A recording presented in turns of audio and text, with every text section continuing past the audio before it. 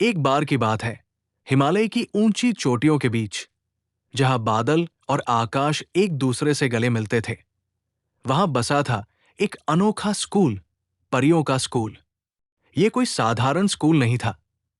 यहां न तो काले काले ब्लैक बोर्ड थे, न मोटी मोटी किताबें, और न ही कोई सख्त मास्टर जी जो डंडे से डराते हों। ये स्कूल था सपनों का, जादू का और प्रकृति का, जहां छोटी छोटी परियां अपने पंखों की फड़फड़ाहट के साथ जादुई शक्तियों को सीखती थी। ये कहानी है उस स्कूल की, उसकी शरारती परियों की, और एक ऐसी घटना की जिसने इस स्कूल को हमेशा हमेशा के लिए बदल दिया।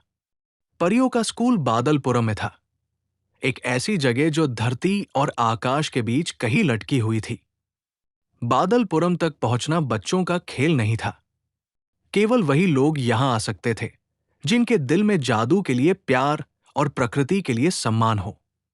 स्कूल का परिसर रंग बिरंगे फूलों, चमकते झरनों और गाते हुए पक्षियों से भरा था। हर सुबह जब सूरज की सुनहरी किरणें बादलों को चीरकर स्कूल के प्रांगण में पहुंचती, तो परियां अपने छोटे छोटे इंद्रधनुषी पंख फड़फड़ाकर कक्षाओं में इकट्ठा होती। कक्षाएं भी कोई दीवारों वाली नहीं थी। वे थी खुली हवा में, पेड़ों की छाव में, या कभी कभी तो बादलों के ऊपर तैरते हुए मंच पर। स्कूल की प्रमुख थी महाप्री सूर्यमयी। सूर्यमयी का व्यक्तित्व सूरज की तरह चमकदार और चांद की तरह शांत था। उनके लंबे सुनहरे बाल हवा में लहराते और उनकी आंखों में सितारों की चमक थी। जब वे चलती थी तो ऐसा लगता था जैसे हवा भी उनके साथ नाचने लगती हो। सूर्यमयी परियों को जादू की बारीकियां सिखाती थी। कैसे बादलों को इंद्रधनुष में बदला जाए, कैसे फूलों को और सुंदर बनाया जाए, कैसे हवा को गीत गाने की कला सिखाई जाए, और सबसे महत्वपूर्ण, कैसे इंसानों के दिलों में आशा की किरण जगाई जाए। इस स्कूल में हर परी की अपनी खासियत थी। कुछ परियां हवा को गाना सिखा सकती थी, कुछ पेड़ों से बात कर सकती थी, तो कुछ तारों को नाचने पर मजबूर कर सकती थी। लेकिन सबसे शरारती थी तीन परियां, चंचल, माया और तितली। ये तीनों हमेशा नई नई शरारतें करने में मस्त रहती थी। चंचल को बादलों को तरह तरह के आकार देना पसंद था। कभी वो उन्हें गुलाबी बकरी बना देती, तो कभी नीला मोर।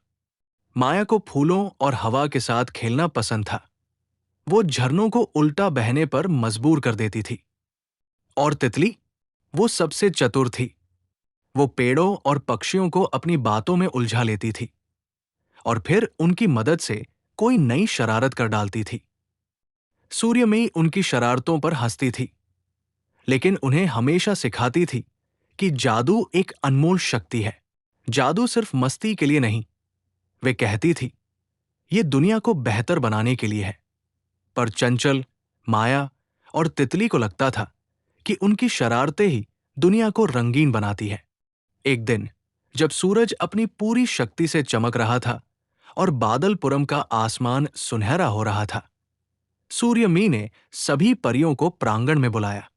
उनकी आवाज में एक रहस्यमयी गंभीरता थी जो परियों को चौंका गई। आज, उन्होंने कहा, हम एक नया पाठ पढ़ेंगे। ये पाठ जादू से भी ज्यादा महत्वपूर्ण है। ये है करुणा का पाठ। परियां आपस में कानाफूसी करने लगी। करुणा, ये क्या बला है? चंचल ने अपनी सहेली माया के कान में फुसफुसाया। ये जरूर कोई बोरिंग सा जादू होगा। बादल को इंद्रधनुष बनाने से ज्यादा मजा तो हमारी शरारतों में है। माया ने हंसते हुए सहमति जताई, लेकिन तितली ने चुपके से कहा, चलो सुन तो लो, सूर्यमयी कुछ भी बेकार नहीं सिखाती। सूर्यमयी की बातें सुनते ही सब चुप हो गए। धरती पर एक गांव है, सूरजपुर, उन्होंने कहा। वहां के लोग दुखी हैं।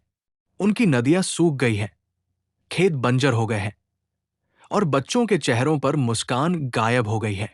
आज तुम्हारा काम है उस गांव को फिर से हरा भरा करना।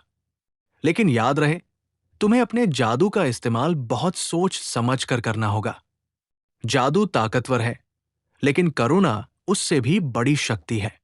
परियों के चेहरों पर उत्साह और घबराहट का मिश्रण था। ये उनका पहला मौका था जब वे धरती पर जाकर कुछ बड़ा करने वाली थी।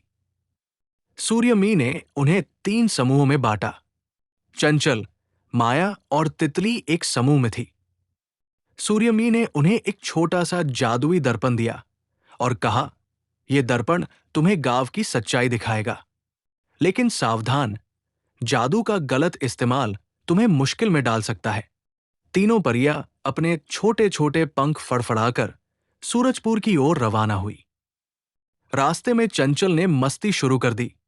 उसने एक बादल को बकरी का आकार दे दिया, जिसे देखकर माया और तितली हंसने लगी। माया ने हवा में फूलों की खुशबू बिखेरी और तितली ने एक पक्षी को बुलाकर उससे गाना गवाया।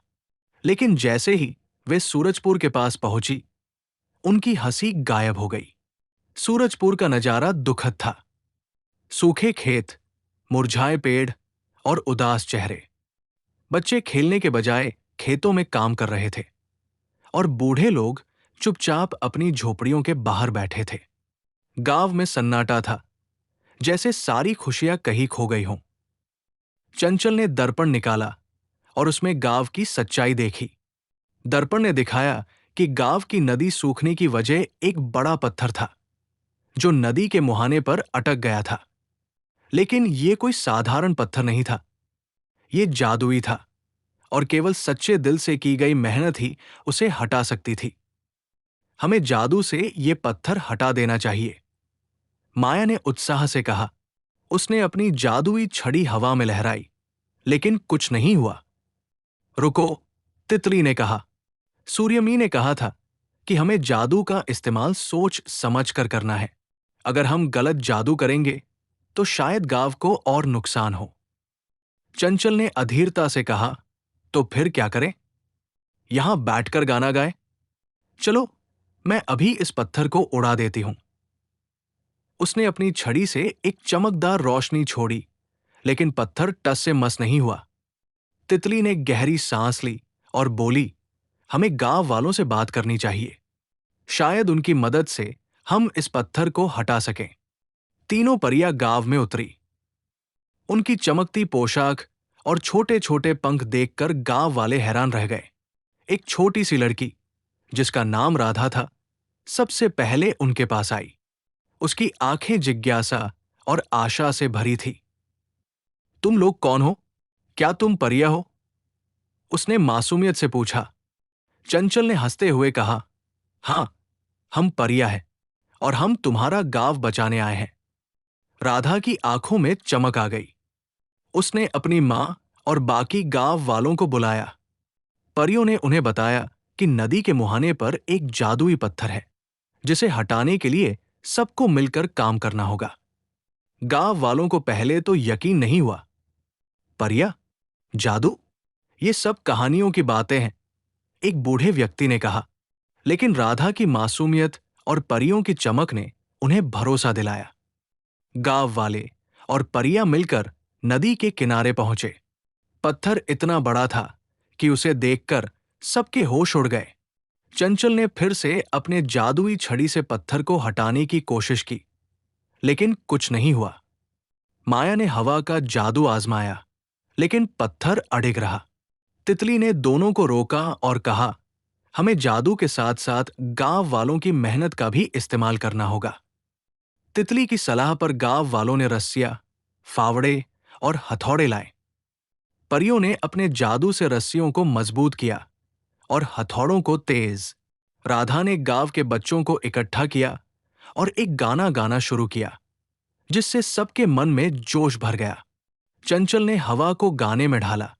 माया ने फूलों की खुशबू हवा में बिखेरी और तितली ने पेड़ों से कहा कि वे अपनी जड़ों से पत्थर को ढीला करें। कई घंटों की मेहनत के बाद पत्थर हिलने लगा। गांव वालों ने पूरी ताकत से रस्सियां खींची और परियों ने अपने जादू से आखिरी धक्का दिया। अचानक एक जोरदार आवाज के साथ पत्थर हट गया और नदी का पानी तेजी से बहने लगा। गांव में खुशी की लहर दौड़ गई। बच्चे नदी में कूदने लगे और बूढ़े लोग आंखों में आंसू लिए परियों को धन्यवाद देने लगे। जब परियां स्कूल लौटीं तो सूर्यमयी उनका इंतजार कर रही थी। उन्होंने दर्पण में सब कुछ देख लिया था। तुमने आज जो किया वो जादू से ज्यादा था, सूर्यमयी ने कहा। तुमने गांव वालों के साथ मिलकर काम किया, उनकी मेहनत को सम्मान दिया और उनके दिलों में आशा जगाई। यही असली जादू है, करुणा और एकता का जादू। चंचल, माया और तितली को पहली बार लगा कि उनकी शरारतों से ज्यादा महत्वपूर्ण कुछ और भी है। उन्होंने सूर्यमयी से वादा किया कि वे अब अपने जादू का इस्तेमाल सिर्फ मस्ती के लिए नहीं, बल्कि दुनिया को बेहतर बनाने के लिए करेंगी। इस घटना के बाद परियों का स्कूल और भी खास हो गया। सूर्यमयी ने करुणा और एकता के पाठ को स्कूल के मुख्य पाठ्यक्रम में शामिल किया। अब हर साल परियां धरती पर जाकर किसी न किसी गांव की मदद करती थी। चंचल, माया और तितली अब शरारती परियों से बदलकर गांव वालों की प्यारी परियां बन गई थी। सूरजपुर अब हरा भरा था। नदी के किनारे फूल खिलने लगे थे और बच्चे फिर से खेलने लगे थे। राधा हर रात आसमान की ओर देखती और अपनी प्यारी परियों को याद करती। और कहीं दूर बादलपुरम में परियां अपने स्कूल में नए नए जादू सीख रही थी। लेकिन अब वे जानती थी कि सबसे बड़ा जादू है दूसरों के लिए कुछ करना। ऐसी ही कहानी सुनने के लिए चैनल सब्सक्राइब करें।